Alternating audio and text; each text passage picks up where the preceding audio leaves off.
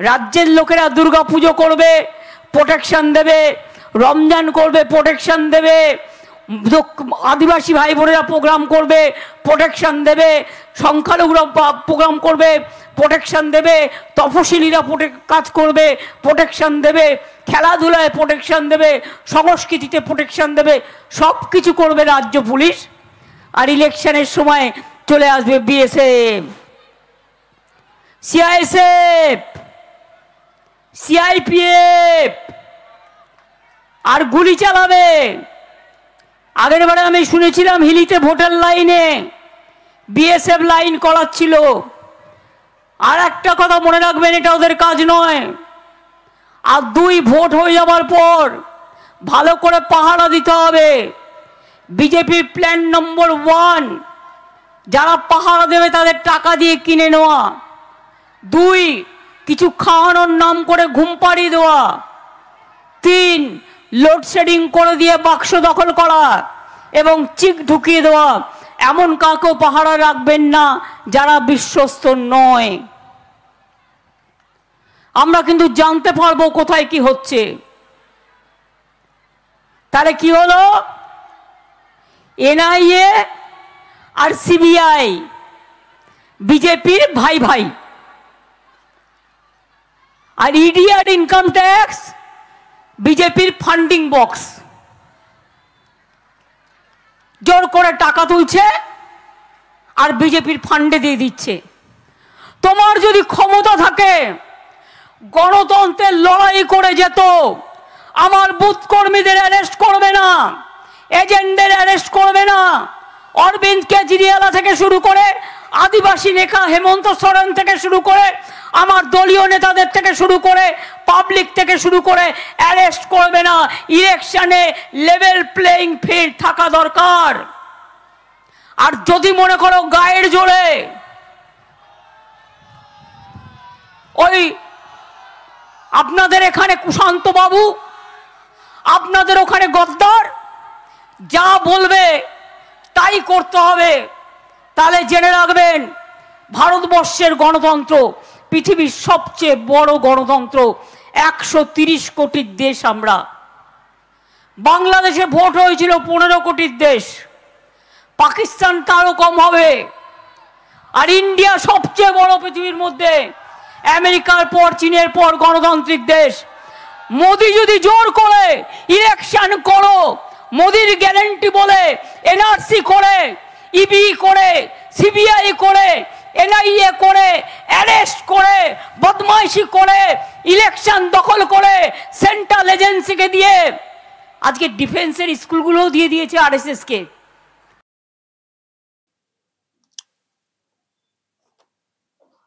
যা শুরু করেছেন দর্শক, জানি না কি হবে এবারের ভোটেতে। প্রিয় দর্শক, আমি শফিকুল ইসলাম এবং আপনারা দেখছেন আরামবাগ টিভি।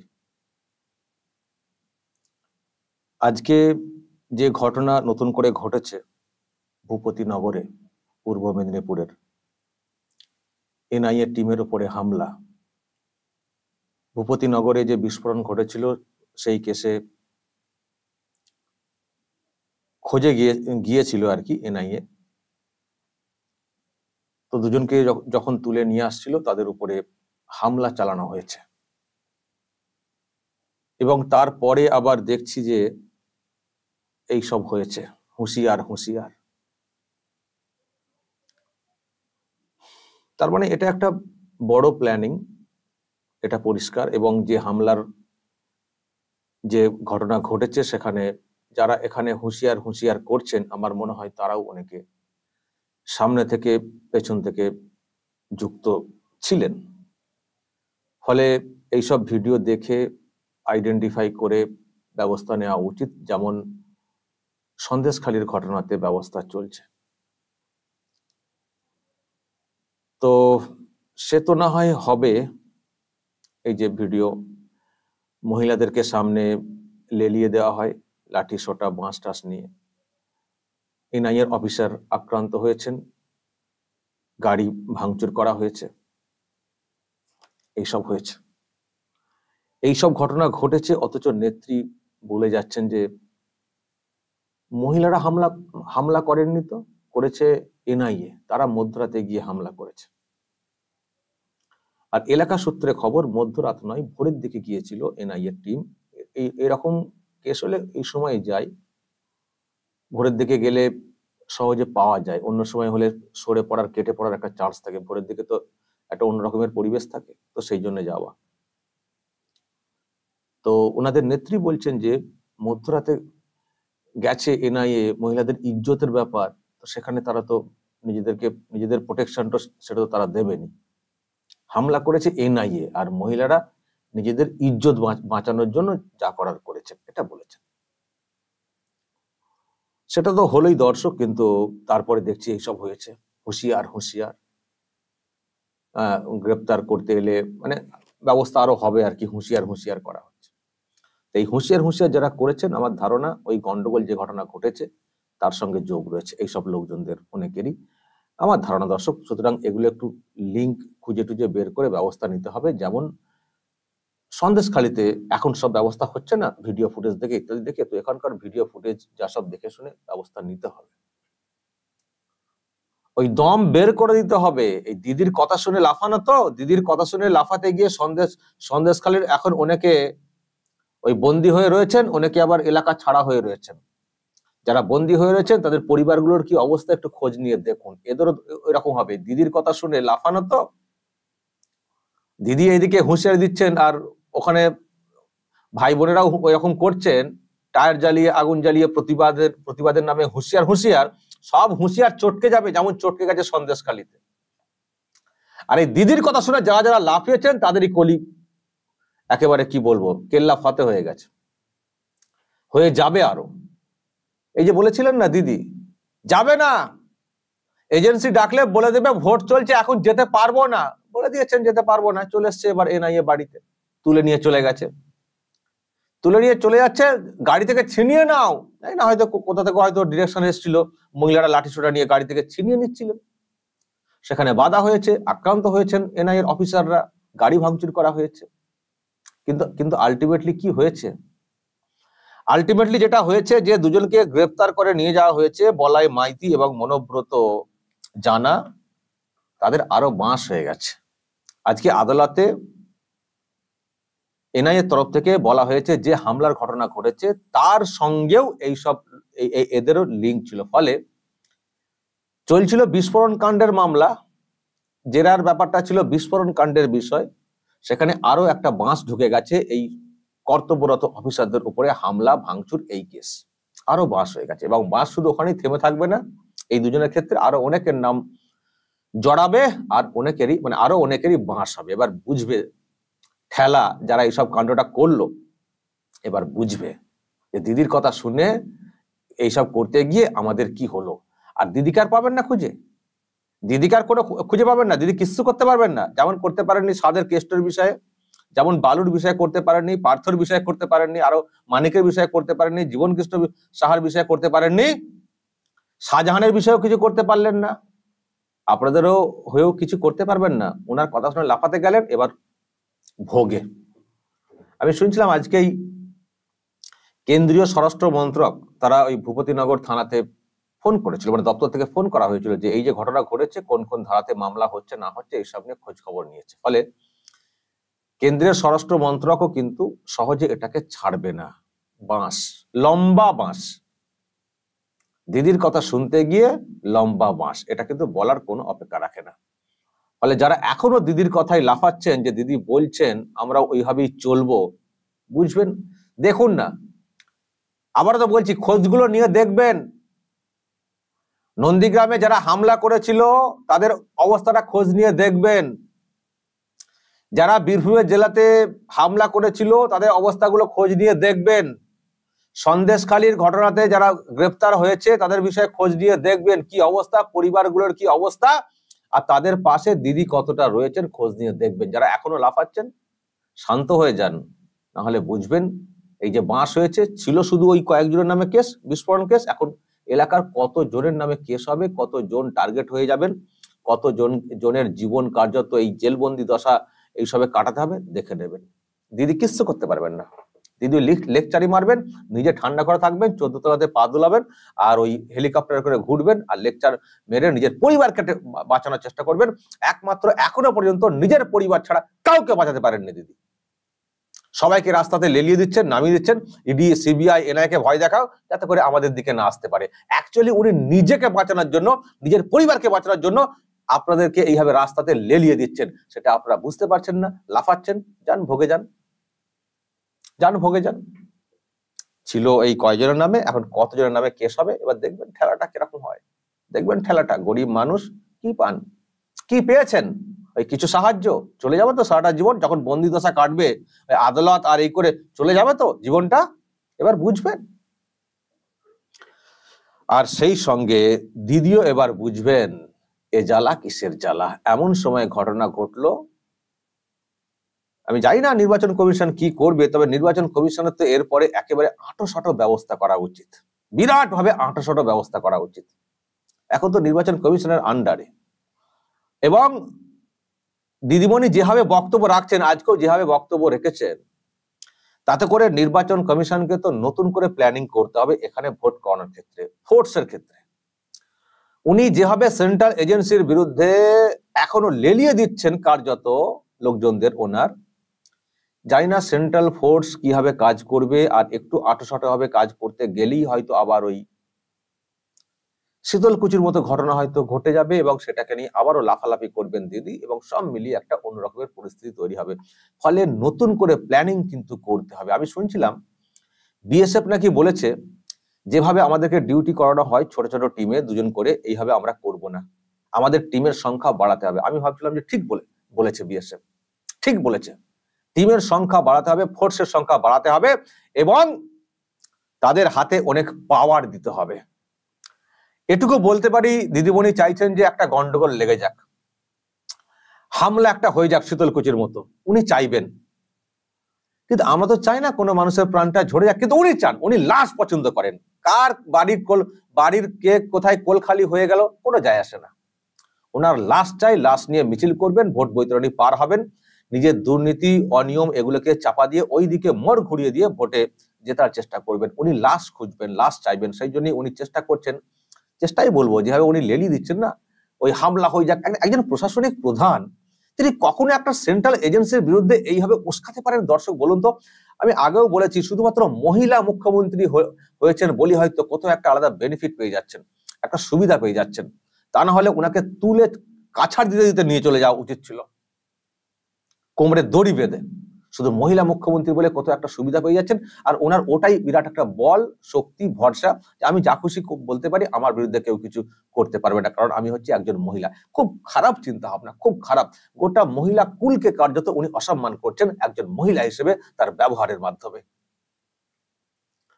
কিন্তু কি করব, তাহলে তো এইভাবে তো আমাদের প্রাণ চলে যাবে, সেটা তো হতে পারে না। প্রাণ যাতে না যায় সেটা দেখতে হবে কমিশনকে। আর আমার ধারণা কেন, কমিশনের উচিত, যদি এরপরও কমিশন না করে তাহলে বলবো তারাও চায় বাংলার মানুষ মরে যাক, তারাও চায় কোনো তারাও হয়তো কোনোভাবে তাদের মতো করে চলতে চাইছে, সেটা ভেবে নিতে হবে। কারণ যে ধরনের ঘটনা আজকে ঘটেছে এই ভোট পর্ব চলাকালীন, এখন এমসিসি চলছে, এবং তারপর এই রাজ্যের যিনি প্রশাসনিক প্রধান, মুখ্যমন্ত্রী, একটি দলের নেত্রী, তিনি যেভাবে এখনো উস্কানি দিয়ে যাচ্ছেন সেন্ট্রাল এজেন্সির বিরুদ্ধে, করে সেন্ট্রাল এজেন্সিকে দিয়ে ভোট করানো যাবে? কি করে হবে? কি করে নিরাপত্তা ব্যবস্থা থাকবে? আর একবারও তো কমিশনকে দেখলাম না সুমোটো ভাবে এনাকে কোনো শোকজ করলো কমিশন, যে আপনি কি বলছেন, আমরা যাদেরকে দিয়ে ভোটটা করাবো, শান্তিপূর্ণভাবে ভোটটা করাতে চাইছি, তাদের ওপরে এত কেন এইরকম মন্তব্য করছেন যে তাদের ওপরে একটা অনাস্থা তৈরি হয়ে যাবে ভোটারদের মধ্যে, তার যে অশান্তি তৈরি হবে? কেন এটা করছেন আপনি? কেন যে এখনো কমিশন তাকে শোকজ করছে না, আমি বুঝে উঠতে পারছি না দর্শক। যা তা বলে যাচ্ছে, যা তা চিপ ঢুকিয়ে দেবে, চিপ ঢুকানো যায় বুঝি, চিপ ঢুকিয়ে দেবে। কমিশন সেটা ব্যাখ্যা করে বলবে না, যে এরকম এসব বলবে না, মানুষের মনে একটা বিভ্রান্তি তৈরি হবে, সেখান থেকে একটা অশান্তি তৈরি হবে। ফোর্সের বিরুদ্ধে এরকম কথা বলবেন না, ওদেরকে ভরসা করে আমাদের ভোটটা করাতে হবে। কেন এসব বলছে না কমিশন জোর করে? আর দিদি কি বলছেন, আমাদের পুলিশ এ করবে, ভোট কি পুজো করাবে, অমক করাবে, তমক করাবে, আর ভোটের সময় সিআইএসএ অমক তমক। ভালো হয়, ভালো হয়। ওই তো করাচ্ছিলেন তো পঞ্চায়েত ভোটটা তো পুরো বেঙ্গল পুলিশদের করানোর চেষ্টা করেছিলেন, তাতেও সেন্ট্রাল ফোর্সকে ইউজ করতে বলেছিল কলকাতা হাইকোর্ট, কিন্তু সেগুলোকে ইউজ করা হয়নি। আপনার কমিশনার খুব চালাকি করেছেন, ছক্কা পাঞ্জা করেছেন, আবার তাকে তো তার বিরুদ্ধে তো অ্যাকশন বলতে খুব একটা অ্যাকশন দেখতে পেলাম না। উচিত ছিল ওই কমিশনারকে এতদিন জেলের ভিতরে ঢুকিয়ে রাখা, যাবজ্জীবন জেল করা, কারণ ওই মানুষটার জন্য অনেক মানুষের প্রাণ চলে গেছে। সরকার পক্ষ হয়তো চাইবে সবসময় তাদের মতো করে ভোট করাতে, কিন্তু উনি কমিশনার হিসেবে যে পদক্ষেপ করেছিলেন, সেন্ট্রাল ফোর্সকে বসিয়ে রেখে রাজ্য পুলিশকে দিয়ে ভোট করাতে গিয়ে এতগুলো মানুষের প্রাণ কেড়ে দিয়েছেন কার্যত। ওনার তার দিনের আলো দেখাই উচিত নয়। ওনার তো সব যাবজ্জীবন বা ফাঁসি হলে আমরা বেশি খুশি হতাম, কিন্তু সে তো হয়নি। কোর্ট ওই বলে টলে তারপর তো রুল জারি করে ভর্সনা করে ছেড়ে দেয়। এটা আমাদের কোথাও একটা আক্ষেপের জায়গা। তো আপনি বলছেন যে পুলিশ এই করে সে করে, আর ওখানে সিআইএসএ বিএসএফ ভালো হতো আপনার সিভিক ভলেন্টিয়ার দিয়ে, তারপরে ওই সব চুক্তিভিত্তিক লোকজনদেরকে দিয়ে ওই এইসব দিয়ে নিজের মতো করে। এখন তো যারা পুলিশের লোক তাদেরকেও তো ঠিক মতো করে কাজ করতে দেওয়া হয় না। সিভিক ভলেন্টিয়ার তারাও কিন্তু অনেকে ঠিক মতো করে কাজ করতে চান, তাদেরকেও তো করতে দেওয়া হয় না। অফিসারের লোকেদের এমন জায়গায় সব লোক ফিট করা হয়েছে, ওসি আইসি লেভেলে, সব তো একজন নেতা, তাদেরকে দিয়ে তো পুরোটা প্রেসার ক্রিয়েট করে কন্ট্রোল করা হচ্ছে। তো আমি জানি পুলিশের একটা অংশের মধ্যে বিরাট ক্ষোভ তৈরি হয়েছে এই সরকারের প্রতি, কিন্তু ওই যে সব নেতা একটা করে মাথায় দিয়ে দেওয়া হয়েছে, পুলিশ নেতা, তারা একবারে সেই রোলার চালিয়ে তারা ডিউটি করাতে বাধ্য করছেন। তো চেষ্টা ওনার ইচ্ছা যে এইসব দিয়ে ভোটটা করিয়ে নেবো নিজেদের মতো করে, খুব ভালো হয়।